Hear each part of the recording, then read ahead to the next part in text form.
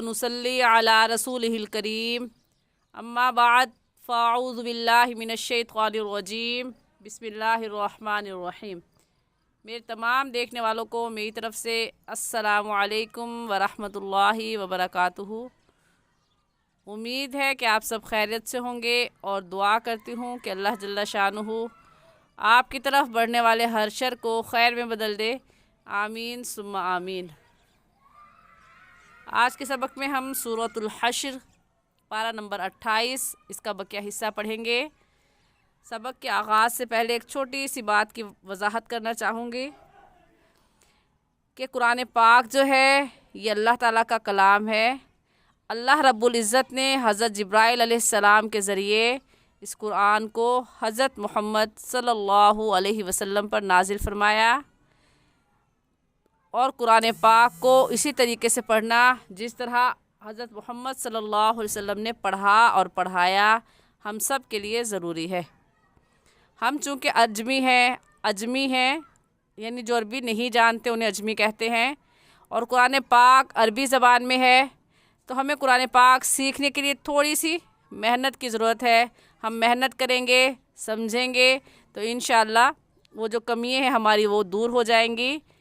और इरशाद नबवी सल्लल्लाहु अलैहि वसल्लम है, मल्लम यतगन्ना बिल क़ुरआनी फ़लैसा मिन्ना। तर्जुमा अबू दाऊद शरीफ की रिवायत है कि जो शख्स कुरान पाक को खुश इल्हानी से यानी अच्छी आवाज़ से अच्छे अंदाज में ना पढ़े वो हम में से नहीं है। तो आप सबसे गुजारिश करूँगी कि खुदारा इस वीडियो को सुने, समझें और अपनी तजवीद की गलतियों को दुरुस्त करें। जज़ाकुमुल्लाहु खैरा। सबक का आगाज़ करते हैं। अऊज़ु बिल्लाहि मिनश शैतानिर रजीम। सूरतुल हश्र मदनिय्यतुम बिस्मिल्लाहिर रहमानिर रहीम।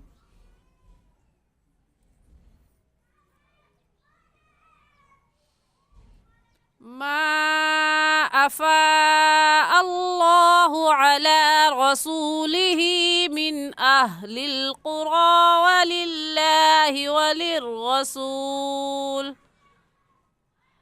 फ़लिल्लाहि वलिर्रसूल वलिज़िल क़ुर्बा वल्यतामा वल्मसाकीन वब्निस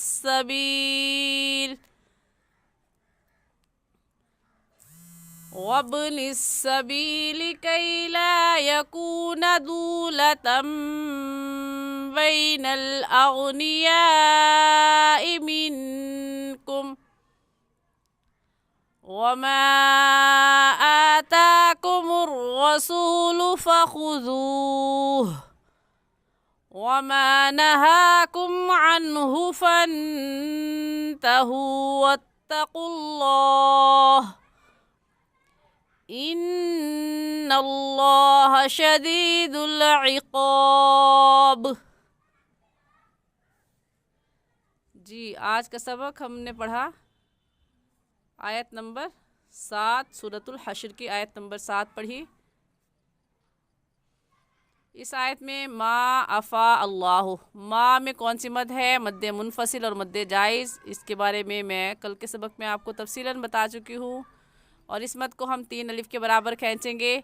अफ़ा अल्लाहु में मद मुत्तसिल और मद वाजिब, इसकी तफसील भी कल के सबक में बता चुकी हूँ। तफसील जानने के लिए आप गुज़िश्ता सबक देख सकते हैं। इस मद को हम 4 अलिफ के बराबर खींचेंगे। पहला मद 3 अलिफ के बराबर और दूसरा मद 4 अलिफ के बराबर खींचेंगे, इससे कम या ज़्यादा नहीं खींचेंगे। और लफ्ज़ अल्लाह से पहले ज़बर आ गया तो लफ्ज़ अल्लाह को पुर यानी मोटा पढ़ेंगे। ऐसे कहेंगे मा अफ़ा अल्लाहु अला रसूलिही मिन अहलिल क़ुरा। मिन की नून साकिन पर गुन्ना नहीं करेंगे क्योंकि नून साकिन के बाद हुरूफ़ हल्की जो कि 6 हैं, हमज़ा हा, आइन हा, गैन खा, उनमें से हमज़ा आ गया है। नूरानी कायदे की तख्ती नंबर 4 में हम ये बात पढ़ चुके हैं कि जिस अलिफ़ के ऊपर ज़बर ज़ेर पेश या जज़म आ जाए तो फिर उसे अलिफ़ नहीं कहते बल्कि हमज़ा कहते हैं। तो इसे हम हमज़ा कहेंगे। और कायदा है कि नून साकिन के बाद हरूफ हल्की में से हमज़ा आ जाए तो गुन्ना नहीं होता। ऐसे पढ़ेंगे मिन अहलिल क़ुरा, रा के ऊपर खड़ी ज़बर है, एक अलिफ की मिक़दार खींचेंगे। मिन अहलिल क़ुरा फलिल्लाहि वलिर्रसूली, रा के ऊपर ज़बर है तो रा को ऊपर यानी मोटा करके पढ़ेंगे। अगला लफ्ज़ है वलिज़िल क़ुरबा। अक्सर हजरात वलिज़िल क़ुरबा कह जाते हैं, अपनी इस गलती को दुरुस्त कर लें क्योंकि लाम के नीचे ज़ेर है और ज़बर ज़ेर पेश को खींच कर नहीं पढ़ते। इस बात की मुकम्मल तफसीर नूरानी कायदे की तख्ती नंबर 4 में हम पढ़ चुके हैं कि ज़बर ज़ेर पेश को क्या कहते हैं और उनको कैसे पढ़ते हैं। तो मुख्तसरन ये है कि ज़बर ज़ेर पेश को खींच कर नहीं पढ़ते। तो ऐसे पढ़ेंगे वलिज़िल, ये सही है, और गलत वलिज़िल, ये गलत है। वलिज़िल क़ुरबा, रा साकिन आ गया, रा साकिन से पहले पेश है तो रा साकिन को पुर यानी मोटा करेंगे। ऐसे कहेंगे क़ुरबा, खड़ी ज़बर है, एक अलिफ की मिक़दार खींचेंगे। वल यतामा, इसको भी एक अलिफ की मिक़दार खींचेंगे क्योंकि खड़ी ज़बर है।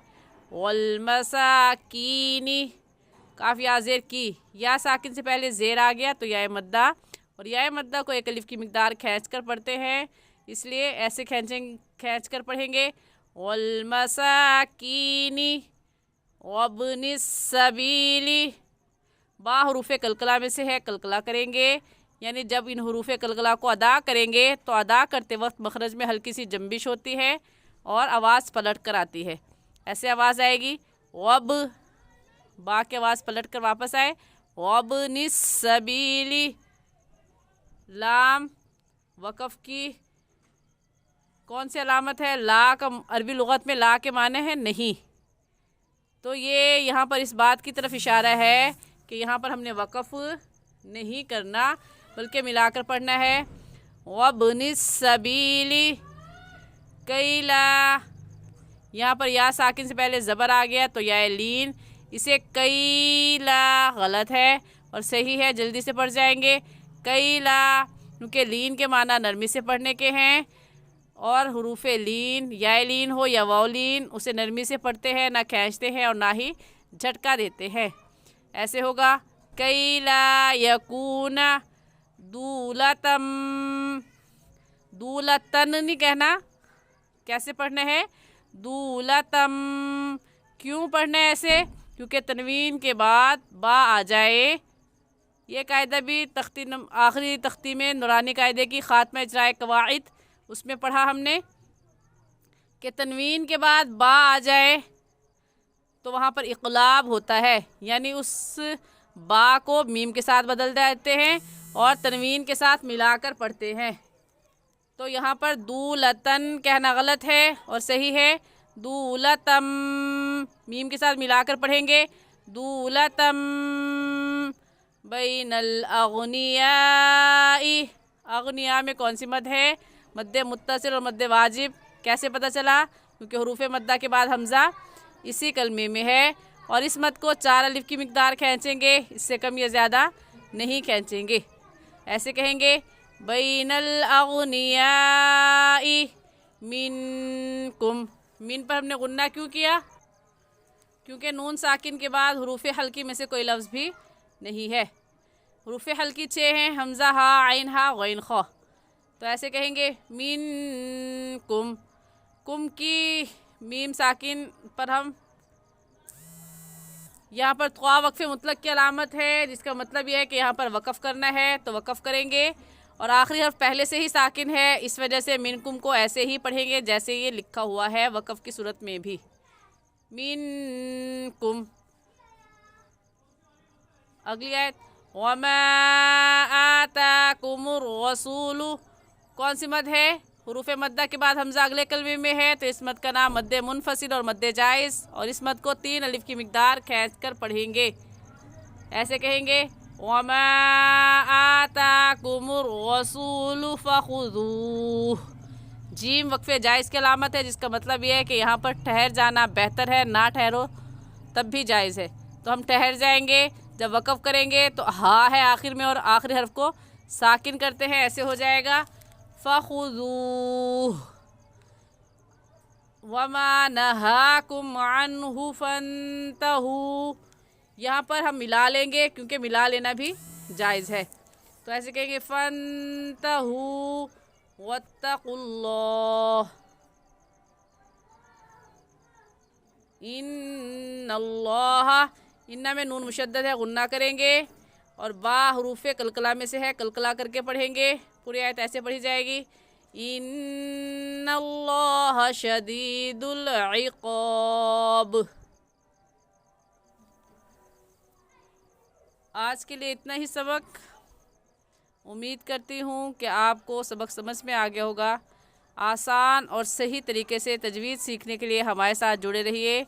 जज़ाकुमुल्लाहु खैरा। अस्सलामु अलैकुम वरहमतुल्लाहि वबरकातुहू।